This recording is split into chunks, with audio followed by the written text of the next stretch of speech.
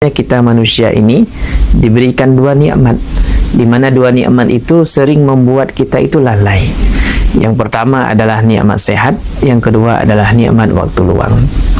Saat diberikan sehat, seharusnya kita itu banyak bersyukur kepada Allah dengan cara melaksanakan perintah Allah, jauhi segala larangannya. Dan di saat Allah titipkan nikmat kesempatan, nikmat-nikmat tersebut agar mengisinya dengan sesuatu yang bermanfaat.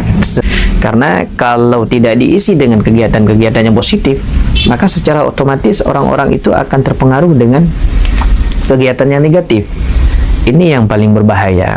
Kata Ibnul Qayyim Al-Jauzi, kalau manusia itu tidak mampu mengisi aktivitas hidupnya dengan kegiatan-kegiatan yang sifatnya positif, secara otomatis dia akan berkiprah ataupun akan berkarya dengan hal-hal yang sifatnya negatif.